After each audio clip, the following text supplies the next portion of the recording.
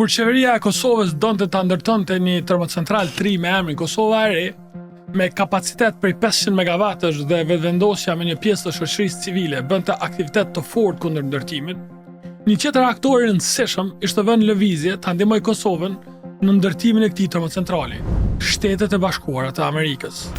Kjo sepse SBA-t në ndërtimin e termocentralit Kosova e Re e shenin si mundësi që Kosova të mos bie në ndikimin e rrjetit rus për energji elektrike, dhe gjithashtu e trajtonin edhe si interes kombëtar të SBA-ve.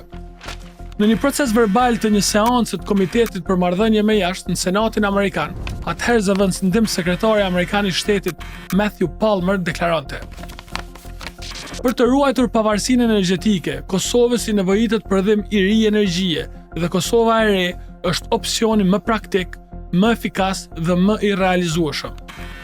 Mbështetja e këtij projekti është plotësisht në interesin kombëtar të Shtetit Bashkuar të Amerikës, thoshte Palmer. Por jo vetëm kaq. Në të njëjtin dëgjim, para Senatit Amerikan, në pjesën e përgjigjeve të dërguara shtesë me shkrim, Palmer thotë: nëse ky projekt dështon, Kosova mund të detyrohet të shqyrtojë alternativa që përfshin energji me origjinë ruse. I pyetur nga anëtarët e komisionit në Senat për ndoqjen eventuale të ambientit nga termocentrali i ri, Palmer i siguron se teknologjia me cilën do të ndërtohet termocentrali e largon këtë breng. Kosova e Re do të përfshijë teknologjinë më të fundit mjedisore, të cilat do të reduktojnë pluhurin, sulfurin dhe emetimet e gazrave të rrezikshme, përfshirë oksidet e sulfurit, dioksidin e azotit dhe dioksidin e karbonit. Gjatë deklarimit para komisionit, senatori John Barrasso e pyet Palmerin se apo përfshihen SBA-t për ta ndihmuar Kosovën në këtë projekt. Are there specific requests that the government of Kosovo has asked of us, the United States, regarding assistance in their energy sector? Palmer garanton se SBA-t po i qëndrojnë Kosovës pranë, veçanërisht në aspektin e sigurimit financave. To work to use our influence to help with the IFIs and arranging the financing for the plant. That's something that the government of Kosovo has asked for our assistance with. Palmer gjithashtu përmend edhe faktin se po i ndihmojnë edhe vetë kompanisë amerikane Contour Global rreth projektit të termocentralit Kosova e Re. It's one that we're working to overcome, working in partnership with Contour Global, an American company that's interested in making this investment, managing this plant. Se Amerika qëndron të fortë pas projektit termocentralit Kosova e Re, dëshmohet edhe në pyetjen që senatori Ron Johnson ja shtron Palmerit. One incredibly important economic factor is the power plant in Kosovo. Do you have any updates in terms of the financing of that? Përgjigjja e Palmer, njërit më të rëndësishëm të Amerikës për Ballkanin në atë kohë, e konfirmon mbështetjen e madhe amerikane. The United States remains committed to the Kosovo Ere project and to seeing a new power plant constructed in Kosovo. Më pas, Palmer e rikonfirmon dhe e forcon qëndrimin e tij. We think it's important, vitally important, that the next government demonstrate that it is committed to ensuring the provision of basic goods and services to the people of Kosovo, and that includes making sure that the lights stay on. Por derisa një kast e rëndësishme politikanësh në Amerikë, në Departament të Shtetit, në shtëpinë e Bardhë dhe në Senat Amerikan, po preokupoheshin me çështjen e energjisë Kosovës, për sigurinë kombëtare të shtetit partner e për largimin nga rreziku i varësisë nga Rusia, një politikan në Kosovë, shqiptar fatkeqësisht, po e nxiste popullin kundër termocentralit dhe po krijonte atmosferën politike që projekti do të shtojë. Ne nuk do ta respektojmë atë kontratë, ajo kontratë është debakël, ajo kontratë është kapitullim. Por Rana s'përfundonte këtu. Fond investiv amerikan, asnjë amerikan nuk dul asnjëherë. Kush shkoi në Amerikan? Kush të pronori amerikan i fund të investiv? Kjo ishte absolutisht e pavërtetë.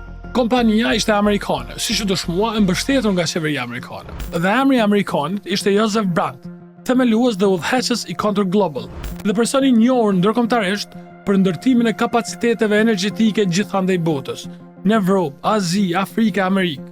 Kurse vetë Contour Global, një kompani tetë e rëndësishme, cilën kurti do të mund ta gjente me një klikim të thjeshtë në Google. Por edhe sikur të mos ketë pasur vullnetin për të kërkuar në internet, Brandt kishte ardhur në Kosovë vetë për të nënshkruar kontratën me qeverinë e Kosovës dhe për të njoftuar vendosjen e gurthemelit të termocentralit. We look forward to working together. We're going to move very, very fast, and I look forward to seeing you at the first stone groundbreaking ceremony next year. Fatkeqësisht pengesë do bëjë Albin Kurti, i cili me mashtrimet e tij po rritej politikisht. Quha e vetëvendosjes kundër termocentralit do gjende në shkrime intenzive në atë kohë vetënceroi. Ai do të merronte popullin e Kosovës duke gënjur se Kosova po e humb pavarësinë me këtë termocentral. Shkonte aq larg sa e konsideronte këtë çështje rrezik më të madh se Serbinë.